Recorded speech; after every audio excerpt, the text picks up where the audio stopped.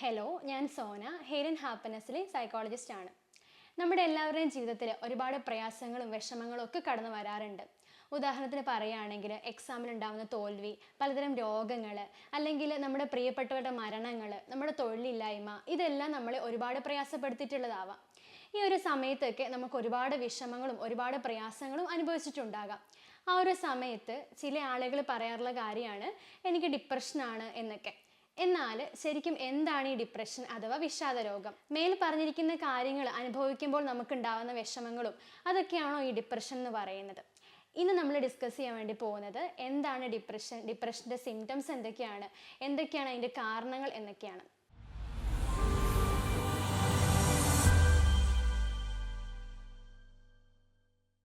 പ്രധാനമായിട്ടും ഈ ഡിപ്രഷൻ ഉണ്ടാകുന്ന വ്യക്തികളുടെ ചിന്തകൾ എന്ന് പറയുന്നത് ഞാനൊരു തോൽവിയാണ്, എനിക്ക് ജീവിതത്തിൽ ഒരു പ്രതീക്ഷയില്ല, അല്ലെങ്കിൽ ഞാൻ ചെയ്യുന്ന കാര്യങ്ങളൊക്കെ തെറ്റാണ്, ഞാൻ ജീവിച്ചിട്ടൊരു കാര്യമില്ല, അങ്ങനെയുള്ള ചിന്തകളായിരിക്കും മെയിനായിട്ടും ഇത്തരം വ്യക്തികൾക്ക് ഉണ്ടാവുന്നത്.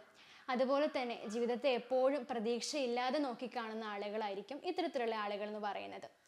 ഇത്തരത്തിലുള്ള ആളുകൾ പണ്ടൊക്കെ പല കാര്യങ്ങൾ ചെയ്യുന്നുണ്ടാവുന്നത് ഒരുപാട് സന്തോഷത്തോടെ, ഒരുപാട് പണ്ടൊക്കെ ആസ്വദിച്ച് ചെയ്യുന്ന കാര്യങ്ങൾ ഇത്തരത്തിലുള്ള ആളുകൾക്ക് ഇപ്പോൾ ഒന്നിനും ഒരു സന്തോഷം കണ്ടെത്താൻ പറ്റാത്ത അവസ്ഥ, അല്ലെങ്കിൽ എന്തൊക്കെ കാര്യങ്ങളാണെന്ന് പറഞ്ഞാൽ അവർക്കൊന്നിനും ഒരു താല്പര്യം ഇല്ലാതെയായിരിക്കും അവർ ചെയ്യുന്നുണ്ടാവുന്നത്.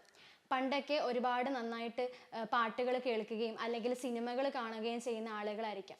പക്ഷേ ഇപ്പം അവർക്ക് അതിനോടൊന്നും ഒരു താല്പര്യവും തോന്നുന്നില്ല, ഒന്നിനും ഒന്നും കോൺസെൻട്രേറ്റ് ചെയ്യാൻ പറ്റുന്നില്ല. ഇനി പലപ്പോഴും പണ്ടൊക്കെ ഫ്രണ്ട്സിൻ്റെ ഒക്കെ കൂടെ ഒരുപാട് ടൈം സ്പെൻഡ് ചെയ്യുന്ന ആളുകളായിരിക്കാം. ഇന്ന് അവർക്ക് അതിനൊന്നും സമയം കിട്ടുന്നില്ല, അല്ലെങ്കിൽ അതിനൊന്നും അവർക്ക് തോന്നുന്നില്ല എന്നുള്ളതാണ്. അങ്ങനെ പണ്ട് ആസ്വദിച്ച് ചെയ്യുന്ന കാര്യങ്ങളൊന്നും ഇപ്പോൾ അവർക്ക് സന്തോഷത്തോടെ ചെയ്യാൻ പറ്റുന്നില്ല. ഇങ്ങനെയുള്ള കാര്യങ്ങളും ഈ ഡിപ്രഷനുള്ള വ്യക്തികളിൽ കണ്ടുവരാറുണ്ട്. അതുപോലെ തന്നെ പണ്ടത്തെ കാര്യങ്ങൾ ഓർത്ത് കുറ്റബോധം അനുഭവിക്കുന്നവരായിരിക്കും ഇത്തരത്തിലുള്ള ആളുകൾ. അതായത് പണ്ട് താൻ ചെയ്തിട്ടുള്ള തെറ്റുകളെ ഓർത്ത് ഇപ്പം കുറ്റബോധം അനുഭവിക്കുകയും അതുപോലെ പശ്ചാത്തപിക്കുകയും ചെയ്യുന്ന ആളുകളായിരിക്കും. ഇത്തരത്തിലുള്ള ആളുകൾക്ക് മെയിനായിട്ടും ഉറക്കമില്ലായ്മയും വിശപ്പില്ലായ്മയും അതുപോലെ തന്നെ ഏകാഗ്രത കുറവും കണ്ടുവരാറുണ്ട്. ഉറക്കമില്ലായ്മ എന്ന് പറയുമ്പം ഇത്തരത്തിലുള്ള ആളുകൾ നേരത്തെ തന്നെ ഉറങ്ങാൻ കിടക്കുന്നുണ്ടാവും, പക്ഷെ എത്ര ശ്രമിച്ചിട്ടും ഇവർക്ക് ഉറങ്ങാൻ പറ്റുന്നുണ്ടാവത്തില്ല. അല്ലെങ്കിൽ ഉറക്കം വരുന്ന സമയത്ത് പലതരം ചിന്തകളായിരിക്കും ഇവരുടെ മനസ്സിലുണ്ടാവുന്നത്, പലതരം നെഗറ്റീവായിട്ടുള്ള ചിന്തകൾ. ഉറങ്ങാത്തത് കൊണ്ട് തന്നെ പിറ്റേ ദിവസം ഇവർക്ക് ഭയങ്കര ക്ഷീണമായിരിക്കും, ജോലികളൊന്നും ആക്റ്റീവായിട്ട് ചെയ്യാൻ പറ്റുന്നില്ല. ഇതാണ് മെയിനായിട്ടും ഇത്തരത്തിലുള്ള ആളുകളിൽ കണ്ടുവരാറുള്ളത്. അതുപോലെ തന്നെ വിശപ്പില്ലായ്മ, എത്ര ആഗ്രഹിച്ച് വാങ്ങിക്കുന്ന ഫുഡാണെങ്കിൽ പോലും അവർക്ക് ആസ്വദിച്ച് കഴിക്കാൻ പറ്റാതിരിക്കുക, അല്ലെങ്കിൽ എത്ര നല്ല ഭക്ഷണമാണെങ്കിലും അവർക്ക് കഴിക്കാൻ തോന്നാതിരിക്കുക. ഇനി ഏകാഗ്രത കുറവ്, ഇവരുടെ ജോലിയിലാണെങ്കിലും മറ്റു കാര്യങ്ങളിലാണെങ്കിലും ഇവർക്ക് ചെയ്യുന്ന സമയത്ത് ഒട്ടും ഏകാഗ്രത കിട്ടുന്നുണ്ടാവുന്നില്ല, ഒട്ടും കോൺസെൻട്രേഷൻ കിട്ടുന്നുണ്ടാവുന്നില്ല. അതുകൊണ്ട് തന്നെ ജോലിയിലൊക്കെ ഒരുപാട് മിസ്റ്റേക്ക് വരുത്തുകയും ഇവർ ചെയ്യാറുണ്ട്. കുട്ടികളിലാണെങ്കിൽ ഈ ഒരു ഏകാഗ്രത കുറവ് കാരണം പഠനത്തിലൊക്കെ പിന്നോക്കം നിൽക്കുന്ന അവസ്ഥയും കണ്ടുവരാറുണ്ട്. ഇത്തരത്തിലുള്ള ആളുകൾ എപ്പോഴും ജോലി ചെയ്യുന്ന സമയത്ത് പെട്ടെന്ന് തന്നെ ക്ഷീണം തോന്നുക, മടുപ്പ് തോന്നുക, കുറച്ച് ജോലി ചെയ്യുമ്പോൾ തന്നെ ചെയ്യാൻ മടിയായിട്ട് പിന്നീട് അത് ഉപേക്ഷിക്കുക, അങ്ങനെയുള്ള കാര്യങ്ങളാണ് കണ്ടുവരാറുള്ളത്. പിന്നെ ഭയങ്കര സ്ലോ ആയിട്ടായിരിക്കും ഇവർ ജോലി ചെയ്യുന്നുണ്ടാവുന്നത്, ഭയങ്കര ആലോചിച്ച് പതുക്കെ ആയിരിക്കും ഇവർ ചെയ്യുന്നുണ്ടാവുന്നത്. ഡിപ്രഷൻ പല രീതിയിൽ ആളുകൾ കണ്ടുവരാറുണ്ട്. കുട്ടികളിലാണെങ്കിൽ ഇവർക്ക് പഠനത്തിന് പിന്നോക്കം നിൽക്കുക, അമിതമായിട്ടുള്ള വാശി, ദേഷ്യം, സാധനങ്ങൾ എറിഞ്ഞു പൊട്ടിക്കുക, അങ്ങനെയുള്ള രീതി കണ്ടുവരാറുണ്ട്. ഇനി യുവാക്കളൊക്കെ ആണെങ്കിൽ ലഹരിയോടുള്ള ആസക്തിയൊക്കെ ഇവർക്ക് കൂടി വരാറുണ്ട്. ഏറ്റവും പ്രധാനമായിട്ട് ഈ ഡിപ്രഷനുള്ള വ്യക്തികൾ കണ്ടുവരാറുള്ളത് ആത്മഹത്യാ പ്രവണതയാണ്. ഞാൻ നേരത്തെ പറഞ്ഞ പോലെ തന്നെ ഞാൻ ജീവിച്ചിരുന്നിട്ട് ഒരു കാര്യവും ഇല്ല, അല്ലെങ്കിൽ ഞാൻ ജീവിച്ചിരിക്കുന്നതിൽ ഒരു അർത്ഥവും ഇല്ല, എന്നെക്കൊണ്ട് ആർക്കും ഒരു ഉപകാരവും ഇല്ല, ഞാനൊരു തോൽവിയാണ് എന്ന ചിന്തകളായിരിക്കും ഇവരുടെ മനസ്സിൽ ആ സമയത്ത് ഉണ്ടാവുന്നത്. നെഗറ്റീവായിട്ടുള്ള തോട്ട്സും നെഗറ്റീവായിട്ടുള്ള ടോക്കുമായിരിക്കും ഇവർക്ക് ഉണ്ടാവുന്നത്. അതായത് നെഗറ്റീവായിട്ടുള്ള ചിന്തകൾ, എപ്പോഴും തന്നെ പോസിറ്റീവ് കണ്ടെത്താൻ ശ്രമിക്കാതെ നെഗറ്റീവായിട്ടുള്ള കാര്യങ്ങൾ മാത്രമായിരിക്കും ഇവർ പറയുകയും ചിന്തിക്കുകയും ചെയ്യുന്നുണ്ടാവുന്നത്.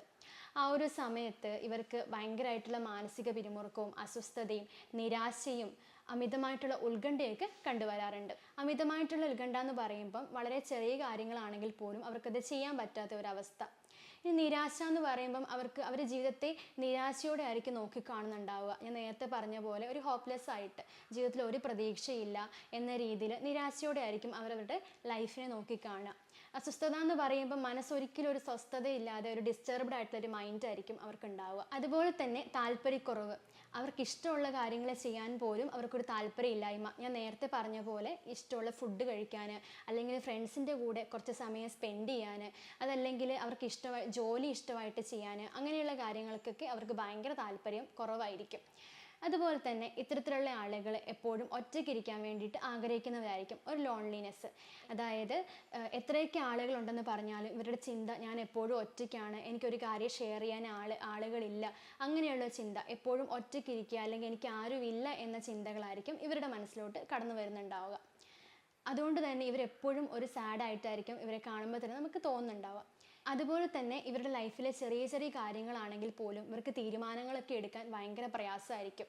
ഒരുപാട് ആളുകളോട് ആലോചിച്ചൊക്കെ ആയിരിക്കും ഇവരൊരു തീരുമാനം എടുക്കുന്നുണ്ടാവുന്നത്. സ്വന്തം ഇമോഷൻസിനെ തന്നെ ഇവർക്ക് കൺട്രോൾ ചെയ്യാൻ വേണ്ടിയിട്ട് ഭയങ്കര ബുദ്ധിമുട്ടായിരിക്കും. ചില ആളുകൾ ഭയങ്കരമായിട്ട് പൊട്ടിക്കരയുക, ഭയങ്കരമായിട്ട് ദേഷ്യപ്പെടുക, അങ്ങനെയൊക്കെ ഇത്തരക്കാരിൽ കണ്ടുവരാറുണ്ട്. ഇനി ഈ ഡിപ്രഷൻ എത്ര നാൾ നീണ്ടു നിൽക്കാം? ചില ആളുകളിൽ ഒരു ദിവസം മൊത്തം രാവിലെ തൊട്ട് വൈകുന്നേരം വരെ ഇത്തരം അവസ്ഥകൾ കണ്ടുവരാറുണ്ട്. 2 ആഴ്ചയിൽ കൂടുതൽ ഇത്തരം അവസ്ഥയിലൂടെ നമ്മൾ കടന്നു പോവുകയാണെന്നുണ്ടെങ്കിൽ അവർക്ക് ഡിപ്രഷൻ ആണെന്ന് നമുക്ക് പറയാൻ വേണ്ടി സാധിക്കും. പ്രധാനമായിട്ടും ഡിപ്രഷൻ്റെ തീവ്രത അനുസരിച്ച് നമുക്ക് 3ആയിട്ട് തിരിക്കാം: മൈൽഡ്, മോഡറേറ്റ്, സിവിയർ. മൈൽഡ് കേസുകളിൽ നമ്മൾ കൗൺസിലിങ് കാര്യങ്ങളൊക്കെ തന്നെയാണ് ചെയ്യാറുള്ളത്. അതായത് നമ്മുടെ ചിന്തകൾ ഉണ്ടാകുന്ന നമ്മുടെ നെഗറ്റീവായിട്ടുള്ള തോട്ട്സുകളെ അതിൻ്റെ കാരണങ്ങൾ കണ്ടുപിടിച്ച് കറക്റ്റ് ചെയ്യിക്കുക എന്നുള്ളതാണ്. നെക്സ്റ്റ് വൺ സിവിയർ ആയിട്ടുള്ളതും അതുപോലെ മോഡറേറ്റ് ആയിട്ടുള്ള കേസുകളിൽ നമ്മൾ ആൻറ്റി ഡിപ്രസൻസ് എടുക്കാറുണ്ട്. ഡിപ്രഷൻ പല കാരണങ്ങൾ കൊണ്ടുണ്ടാകാം. ജനറ്റിക് ഫാക്ടേഴ്സ്, അതായത് ജനിതകപരമായിട്ടുള്ള കാര്യങ്ങൾ, അതുപോലെ തന്നെ എൻവിറോൺമെൻറ്റൽ ഫാക്ടേഴ്സ്, നമ്മുടെ ജീവിത സാഹചര്യങ്ങൾ നോക്കിയിട്ട് ഈ ഒരു പ്രശ്നം കണ്ടുവരാറുണ്ട്. അതുപോലെ തന്നെ ഫിസിക്കലായിട്ടും അതുപോലെ തന്നെ വെർബലായിട്ടുള്ള അബ്യൂസുകൾ നമുക്ക് വന്നിട്ടുണ്ടെങ്കിലും ഈ ഒരു ഡിപ്രഷൻ വരാനുള്ള ചാൻസ് വളരെ കൂടുതലാണ്. ഇനി നമ്മൾ സാധാരണയായിട്ട് ഡിപ്രഷൻ കേസുകളിൽ CBT, സൈക്കോതെറാപ്പിയും ഒക്കെ തന്നെയാണ് ചെയ്യാറുള്ളത്.